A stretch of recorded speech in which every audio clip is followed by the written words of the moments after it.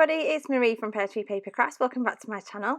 I'm back today with another 12 by 12 process video for you, and this one is again using the Field Trip collection by Chamel, and it's for Lottie Loves Paper, so it classes as an advertisement. This is a really quick and simple one, and I'm using my new punch there. I've got a viscous punch, it's a hexagon punch as you can see, and I've chosen to use that footprint paper. And I was going to do all those footprints, and then I thought I needed to break it up a little bit, so I'm chosen to use a little bit of that green as well. Again, they're all the papers are from the Field Trip collection, and it just comes together really quickly because the hexagons give that lovely interest to the page. They use the lovely footprints without it being sort of too in your face.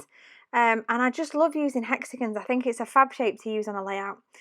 So all I'm doing here, really simply, is cutting out lots of different sized hexagons, and then I'm just playing with the placement of them on the page. So I'm pretty sure because that dinosaur is facing toward the right, that I want him sort of toward the left of the layout. So yeah, just playing with the placement of them and where everything's going to go. I don't put a couple in those spaces there because I know they're just going to be covered up by that photograph anyway. So yeah, pretty happy with how that's coming together already. And I do know that for this particular layout I want to use that dinosaur there, which is one of the ephemera pieces, and I've been saving it. So I think it's time to use it now. Now I decide that my title today is just going to be Dinosaur.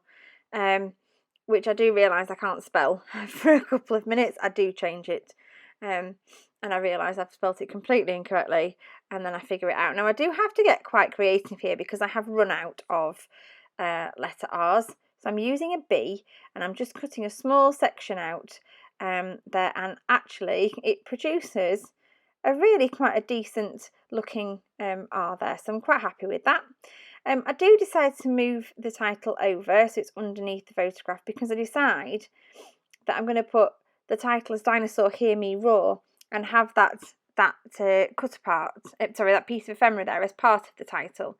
So I'm just playing now with the placement of that word and just making sure I'm happy, and then I start sticking down all the hexagons.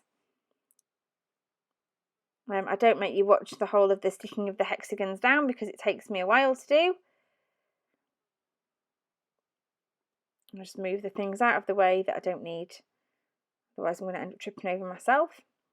Now I do make a bit of a rookie mistake here. I don't line up my first hexagon properly, and all my hexagons end up slightly wonkied, and it sort of slopes down towards the left.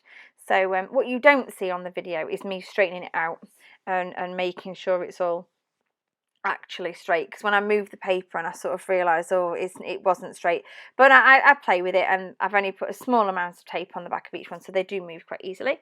I'm using some dimensional foam there on the back of that dinosaur, just so that he pops off the page a little bit, because I'm not using much of the dimension on this page.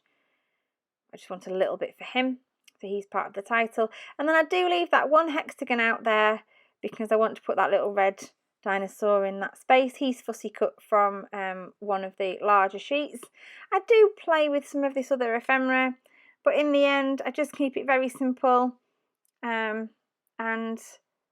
decide not to have too many other pieces on there.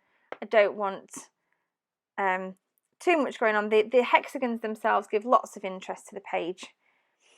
So I've trimmed off the edges of those two hexagons that were hanging off at one side, and it just makes me think that actually at this other side I'd like it to go off the other side of the page as well. So I just stick an extra one on there just to sort of join the two pages together and really sort of concrete it to the page and make it look attached rather than sort of floating or unfinished. I feel it looks more finished now I've done that. Just having a look now as to whether I'm going to map that photograph of the dinosaur or leave it.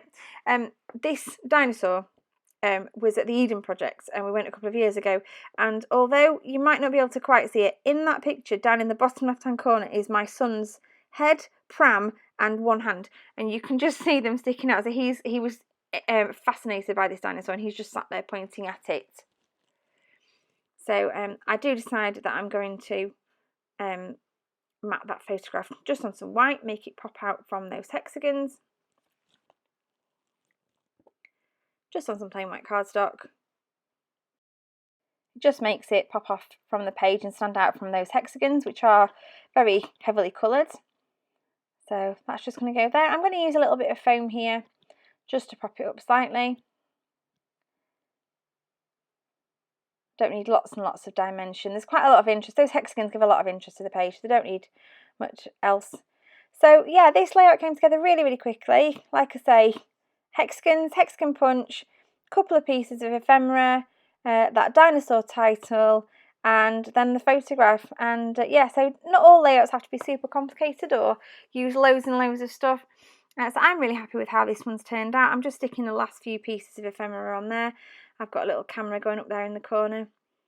But that's just about it. Thank you ever so much for watching today. Hope you've enjoyed. If you did, please give it a thumbs up and subscribe to my channel if you haven't already. I've still got, I think, one more layout to share with you using this collection.